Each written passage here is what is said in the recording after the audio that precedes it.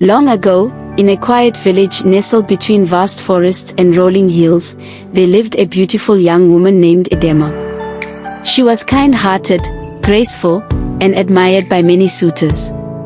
Yet, despite their pleas and offerings, she turned them all away, for she longed for a love that was extraordinary, a love that would make her soul sing. One evening, as the golden sun dipped below the horizon, Adamma went to the river to fetch water.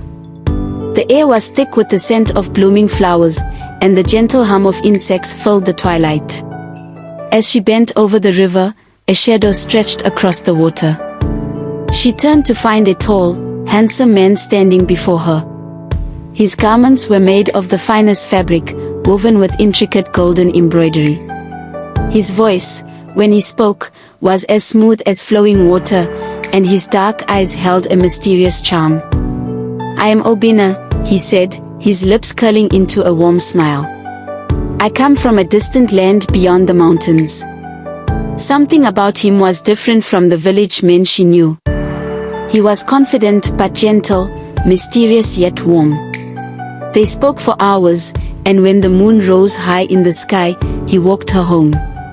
From that night, Obinna visited her often, bringing her rare gifts and telling her stories of lands beyond the horizon. Adamma fell deeply in love. Her parents were wary. "Who is this man? Where is his family?" her mother asked. The village elders whispered among themselves, cautioning Adamma against marrying a stranger whose origins were unknown. But love had woven its spell around her heart, and when Obinna asked for her hand, she agreed. Their wedding was a grand affair, yet something felt strangely eerie. The air was heavy, the candles flickered despite the absence of wind, and the birds fell silent as if nature itself was watching. When the final vows were spoken, Obinna took Adamma's hand and led her away. They traveled deep into the forest, further than she had ever gone. The towering trees stood like silent sentinels, and an unnatural mist curled around their feet. At last, they arrived at a vast compound hidden beneath the shadows of ancient trees. The place was silent, too silent. The grand house was beautiful but oddly lifeless. Inside, the walls were adorned with faded portraits of people whose eyes seemed to follow her. The servants moved soundlessly, their faces expressionless. At first, Adamma ignored the strangeness of her new home. But as days passed, she noticed eerie occurrences. The servants never spoke, and when she turned her back, they seemed to vanish like mist. At night, whispers filled the air, but when she peered into the darkness, no one was there. When she touched her husband's hand, it was often as cold as the river at dawn. Curiosity gnawed at her, and one evening, she followed Obinna as he slipped from their hut. She moved silently, hiding behind the thick trees, her heart pounding. As she peered through the darkness, she saw a gathering of shadowy figures. They were chanting in a strange tongue, their forms flickering like candlelight.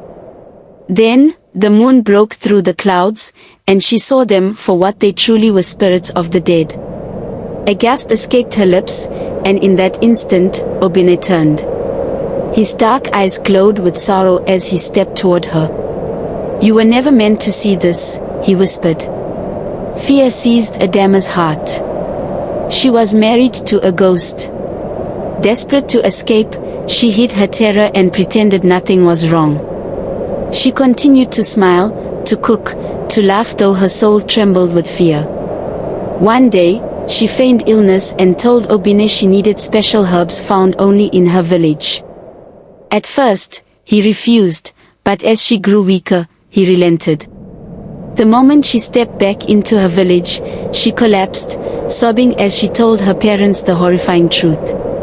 The village priest, wise in the ways of spirits, devised a plan to break Obinna's hold on her. He crafted a sacred charm made of powerful herbs and ancient blessings, instructing Adamma to wear it upon her return. That night, as she walked into the ghostly compound, the spirit sensed the change in her. Obinna reached for her, but the moment his hands touched the charm, he let out an agonizing scream. The other spirits wailed, their forms twisting into shadows as the charm's power forced them back into the realm of the dead. The ground trembled, the air crackled with energy, and the compound itself began to fade into nothingness. Obinna looked at Adamma one last time, sorrow clouding his eyes. "You were the only one who made me feel alive again," he whispered before dissolving into the wind. Adamma fled, never looking back. The elders performed sacred rituals to cleanse her spirit, and from that day, she never spoke of the ghostly marriage again. She lived carefully, choosing wisdom over fleeting passion. The village carried the tale through generations, warning young women, beware of men who come from nowhere, whose touch is colder than the night, and whose love feels too perfect to be real. For not all suitors are of this world. And so, the legend of the girl who married a ghost lived on, a chilling reminder that love, though beautiful, must be chosen with wisdom and care. This is the end of this story. Please kindly subscribe to my YouTube channel for more beautiful tales.